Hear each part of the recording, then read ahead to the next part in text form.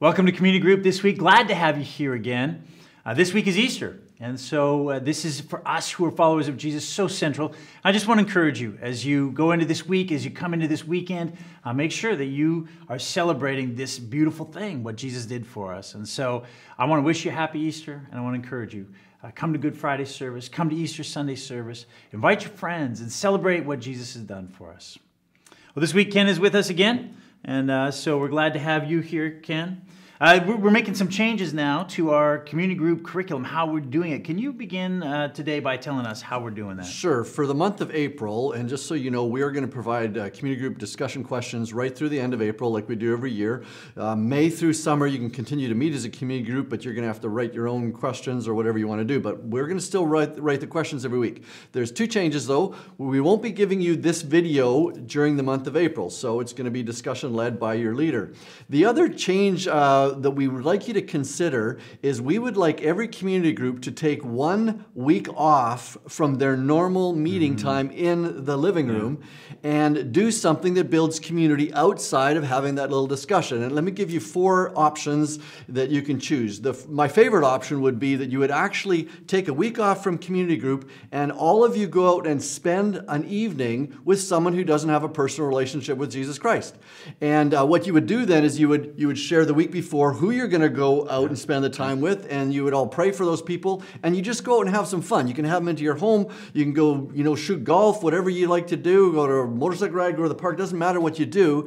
And the goal is just to hang out with some people that don't know Jesus Christ, and then come back and share how that experience was. That's a great option. If you've got a lot of kids in your community group, a lot of you have young families, we would like you to actually take 1 week off and do something to build community as a family with your kids. Go to the park again, do whatever you want to do. You're adults, you can figure out what to do. That's another option. Another option would be, and I love this one, is have a new to village potluck party. Now this one it's not hard, but what you got to do as a community group, scour the lobby or the foyer of Village Church on a Sunday and just look for anyone that you think looks new and say, hey, we're having a potluck party at our community group this week. We want you to come and just have a potluck with a bunch of people that might not be connected.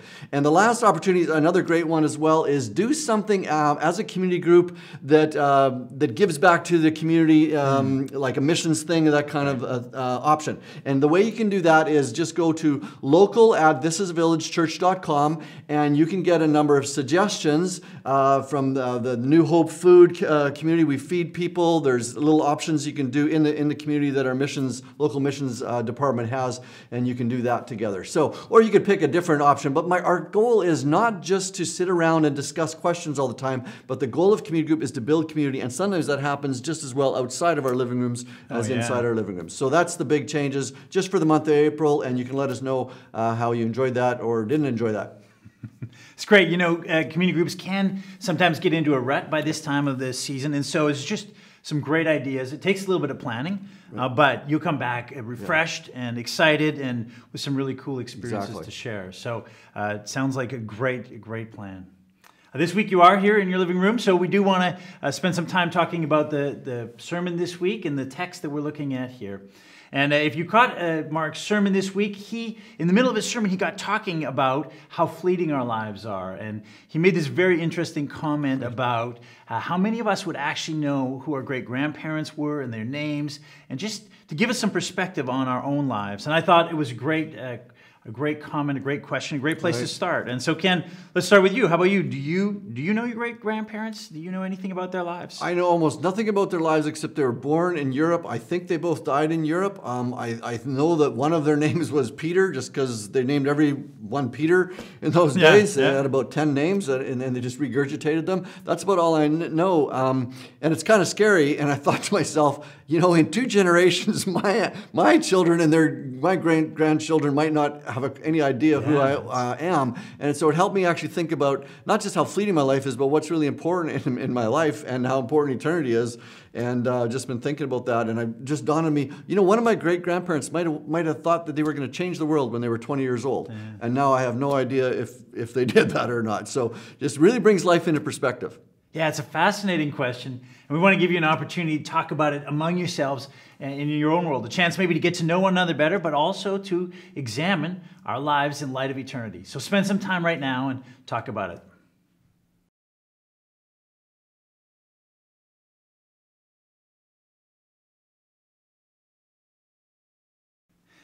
Ken, this week in his sermon, Mark pointed out that this passage speaks against the whole idea of universalism, which has become actually quite a popular concept in our culture and, frankly, sometimes among Christians. Can you tell us, define what universalism is, and then talk a little bit about the problems with that? Right. Universalism is very simple to define. It's the idea that all people will eventually and ultimately be saved or go to heaven. So why it is so popular in our culture today, even amongst church, is because the whole concept of death and getting our head around the idea that someone we love and care about may actually spend a hopeless eternity apart from God is very, very difficult for our brains to accept. And one of the ways God wired our brains is our brains will always seek comfort.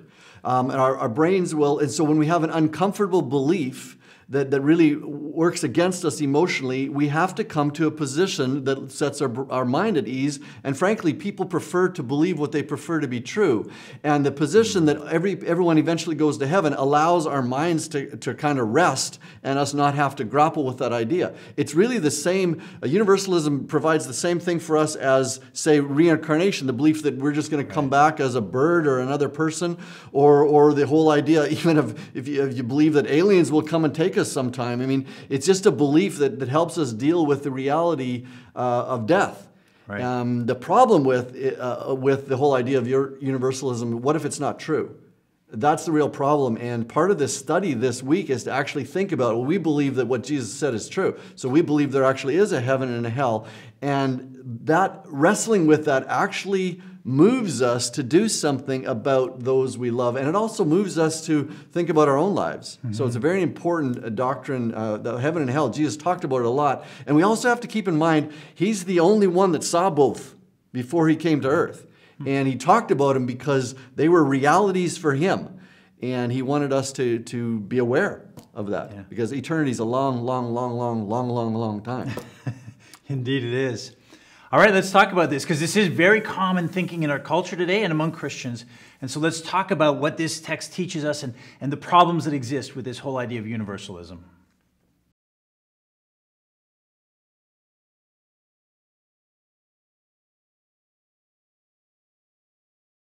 Well, in this passage this week, Jesus talks about heaven and hell very clearly. And we want to talk about that because he talks about it. But the fact of the matter is that in the church these days, we don't talk about it the way that we used to, or at least that was done a lot in the past. And my question for you is this, Ken. Why do you think that we as a church have maybe not drifted, but have sort of moved away from talking so much about heaven and hell? Right. Well, in the past, there was a lot of fear-based preaching, and I wasn't part of that, all the time. So when we talk about the past, but typically we would frighten a lot of people into heaven by talking about hell, and we use a lot more guilt motivation to move people from living in sinful lives, etc. And we've moved from that, and I think it's the pendulum swing, and we're speaking a lot more of a grace-based message because it's God's grace and kindness that leads us to repentance, which we believe in solidly. But what that has done is taken the hell message away a little bit, and we want our messages to be positive. And I think we've got to bring it back a bit because it is a reality, and the positive part of the message is we have opportunities to make choices right now that affect our eternal destinies, and we have opportunities to share our love and the message of Jesus Christ with other people and pray for them, especially those that don't know Jesus Christ personally. Yeah, that's good. So it's important for us as believers to at least have thought through what heaven's about and hell a little bit, and so that we can talk with some confidence around that. So spend some time in your group, talk about it now.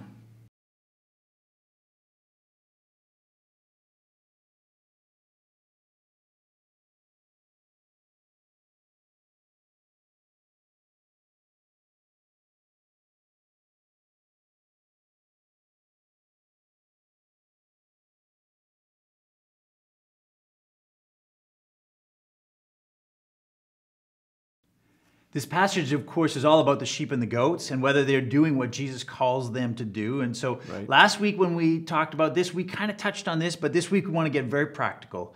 Are we doing this? What does this look like? But my question for you is this. You know, in Jesus' day, they didn't have the kind of government that we have today.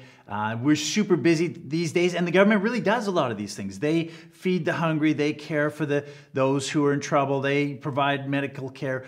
Is it still reasonable for us to actually expect that we're to do exactly these kinds of things that Jesus is talking about here? I think it is. One of the things we can bring in is we can do it out of love.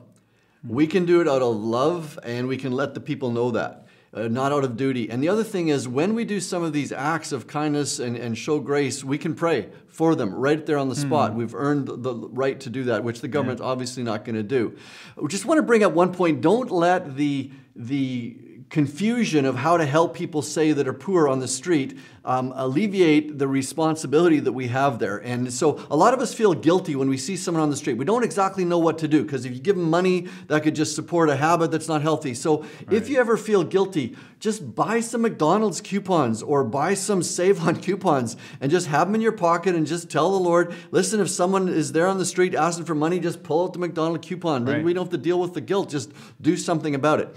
The other thing I want to say is, and we don't want to move from the practical and literal expression, but there's also a figurative expression, for example, like a stranger and you take him in. You can do that at Village Church on a Sunday. And I specifically think about the people that are sitting alone. You might come to Village and you're well connected, so it doesn't bother you to sit alone because you've got friends there. But if you're coming for the first time, or maybe you're coming and your spouse isn't there, or maybe you don't have a spouse and you just feel alone, sitting next to the person is so huge. Another thing is, someone in prison, and I get that, going to a physical prison, but there's people that are in bondage or hurting or in fear and stuff. Sometimes just hearing their story, spending a little more time with them, walking with them, helping them, things like that. And one last thing I got to say is, as Christians, we got to give away more stuff. Yeah, you can sell it on Garage Sale, you can sell it, in other ways, but if you've got a couch or a car or things like that, find someone that needs it.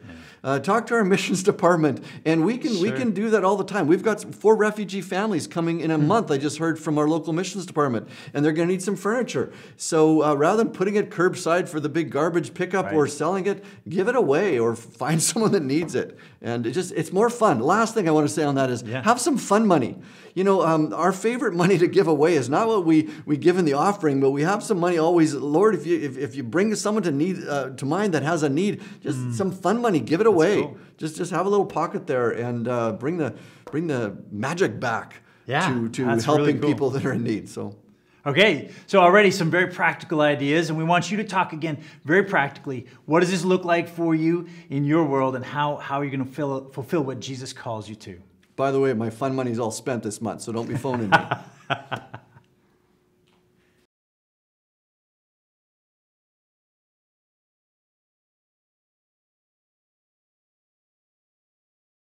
Well, I hope you've had a good conversation as you've discussed a number of these things that we're familiar with, but we don't have often the opportunity to really think about.